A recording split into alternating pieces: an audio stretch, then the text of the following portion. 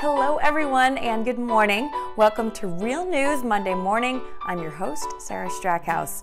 We'll tell you what you need to know this morning and also give you a recap of what happened over the past 7 days. So first off, we're taking a look at Jeff Crilley's rundown, the daily email with the top stories of the day. The first story, the Broward County Sheriff is seeing criticism after the February 14th Florida high school shooting and may face an investigation. This comes after 74 Republican state representatives urged the governor to suspend the sheriff for, quote, incompetence and neglect of duty. Law enforcement expert Robert Caltabiano is available for comment on that story.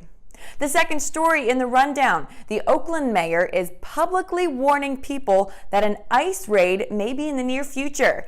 Keep in mind that Oakland is a sanctuary city in California. Immigration attorney and adjunct professor at law at SMU, Eric Sadia, is available for comment on that story. And lastly, is the Mediterranean diet good for depression? Well, the Center for Population Research in South Australia concluded that it might be.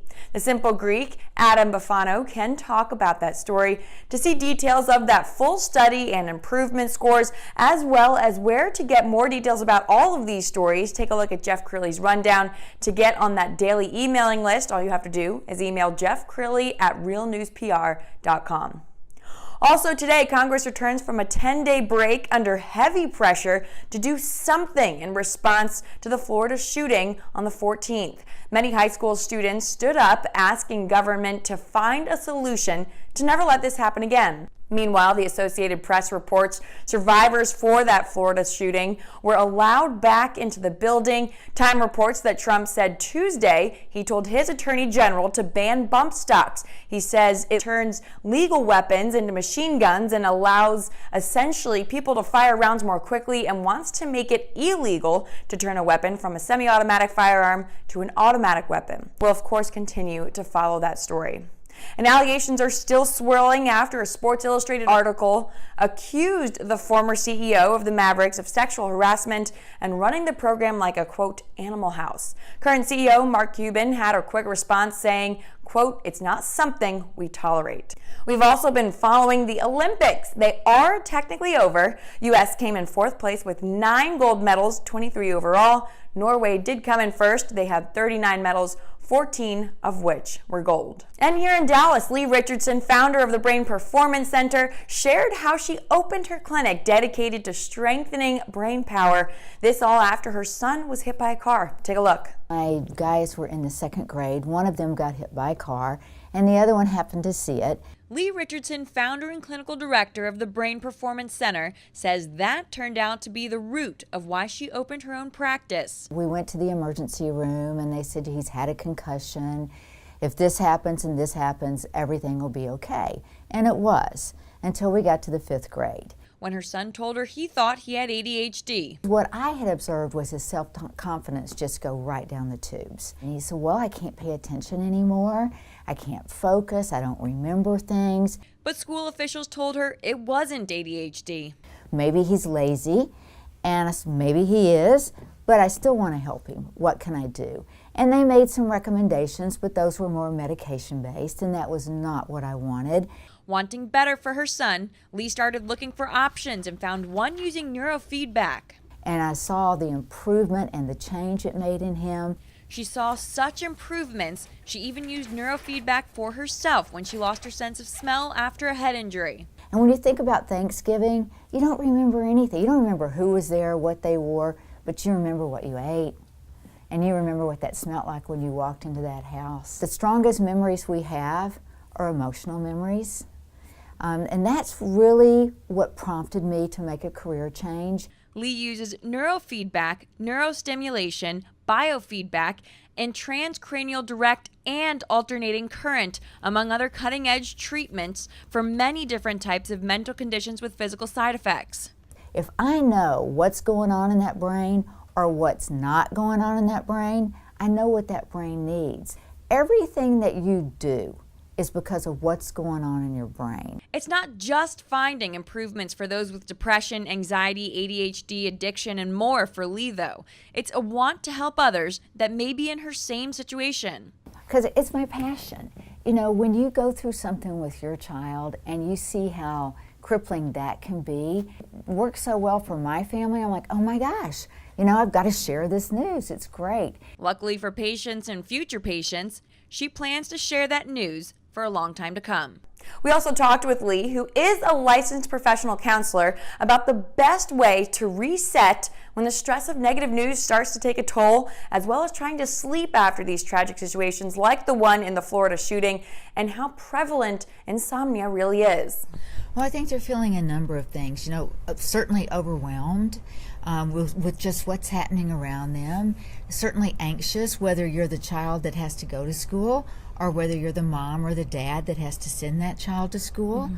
And you need to look them right in the eye and tell them everything's going to be great. You're going to have a great day. And you get that knot in your throat because you don't know, is everything going to be great? This is the 19th school shooting we've had this year in 2018. So I think the first thing that you have to do is accept what's happened has happened. And if you go into denial, that when you go into denial, you tend to emotionally withdraw, and that certainly won't do you any good. Right. Once you accept the fact that it's happened, some people experience anger, and sometimes when we experience anger, we engage in risky behavior. Sometimes when we experience anger, we lash out. But there's a number of different feelings that you're going to experience. It's almost like, a grieving process, denial, anger. And when you come to the point of acceptance, then there comes some sad and blue with that. Mm-hmm. There's not a button back there, reset. If only. If only. But we have to make a conscious effort on how we're going to do that. And if you're an artist and you were really moved by the school shooting, then maybe you create a piece of art. Mm-hmm. That's your way of processing and passing that through. Or if you're a musician, maybe you create a melody. Just play to your strength. Play to yourself where you know what you're strong at, and use that as a way to work through it. I know for a lot of us, when we get stressed out or worried, sleep is something that eludes us. How important is that, and what are some ways that you can make sure that your brain is getting, the reboot it needs? Well, I think sleep is tied to a lot of the issues that the brain has, whether it's ADHD, anxiety. And sleep is our foundation. And all day long, the neurons and the dendrites are wiring and firing, and they're creating toxic waste. And the only time that these little glial cells, little scrubbing bubbles, can come out and clean all that up is when you're asleep. So sleep is key. And I think sleep hygiene is very important. One of the worst things that we can do is, where's your cell phone when you go to sleep? Right next to me. It is. And it's the blue light from the cell phone. And, the younger people, I think it's something like 77% of teenagers report that they text and they tweet while they're in bed. Wow. So you've got to put in place some good sleep hygiene. Try to go to sleep at the same time every night. Try to have a wind down time. Don't eat at 11 o'clock at night. Right. Just think about your lifestyle choices. Speaking of that Florida shooting again, Dallas News reported that even though March for Our Lives movement is calling for a walkout of students and teachers to protest and demonstrate for stricter gun laws, the Needleville High School superintendent here in Texas says anyone who chooses to demonstrate and walk out during school hours will be suspended for 3 days. We'll continue, of course, to follow that story as well. And a recent study by one dating app that screens their applicants shows that women who repeatedly make the first move could help them more easily find love. We spoke to relationship expert Donna Arp-Weitzman. We also talk a little bit about her new book, The Wind Blew Innocent. So this is The Wind Blew Innocent. This is your memoir. Tell us a little bit about yourself and kind of how you got to this stage. You're an author of 3 incredible books. This one's a bestseller, right? Well, my first one, Cinderella Has Cellulite, of course, was a humor book about dating when you're older. My follow-up book to that is Sex and the Siren, and it's, again, about dating even when you're a little older, and or in finding new love or not. And then people kept saying, well, I've read your books about romance, and almost like you, can you tell us about yourself? Well, that's the last thing I wanted to do is spend time telling about myself, but I decided I'd start a little memoir. I didn't know if it was going to be a book or not, but I was just going to start it on a journal. And anyway, I let some people read it, as I always do. Any book I start, I have little focus groups and say, read this and see what you think. And people loved it. So I wrote my memoir. It's really about growing up in Texas, in West Texas, as a little girl in the 50s and 60s, and how the times were so innocent or not.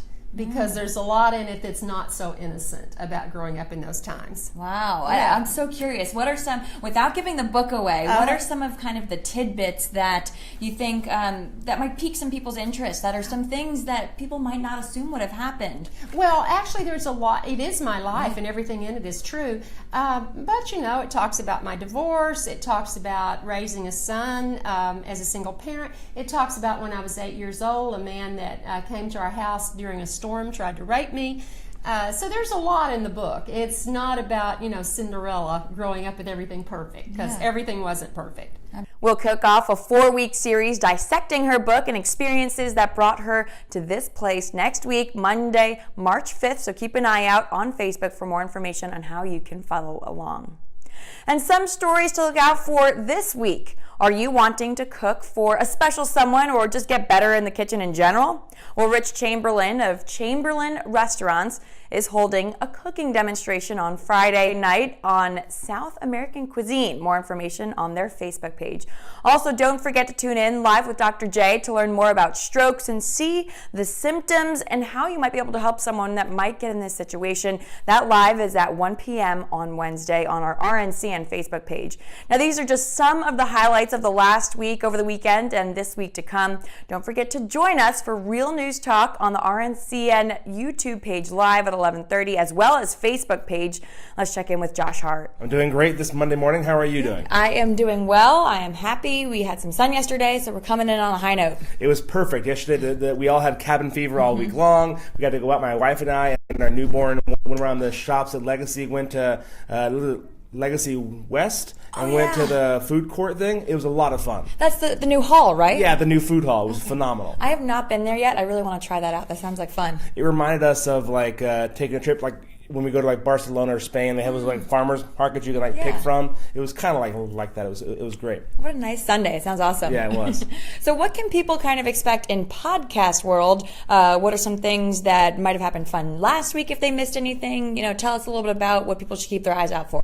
So one of the things that we're really excited about is our new show that we have, which is just all from us, which is the Lunch Break Show. That's one of the things that we have 3 episodes of that you can find on YouTube and on Facebook, and we're constantly trying to adapt and change that format. So any feedback on that would be great. You can email me at joshhart, H-A-R-T, at realnewspr.com. I would love your feedback on how we could improve, ideas you have. We have one idea we're going to try to implement this week or next. And so we go to break, and when we go to break, we have a little screen this up. But my wife goes, how about you put a quiz when you're at the movies? So when we're doing a segment change, we're going to have quizzes up. So that's kind of fun. Oh, those are so fun. Yeah. Like fun trivia stuff. Exactly. So we're always trying to improve and adapt, and we would love your feedback on that. So how can people watch that? So that's going to be on YouTube and on Facebook. You can watch them both on our channel, so that you just scroll down, you're going to see the Lunch Break Show, and just click on that, and then that's going to be our show. Okay, and is it live right now? Will it be live at 11:30 is the time? It's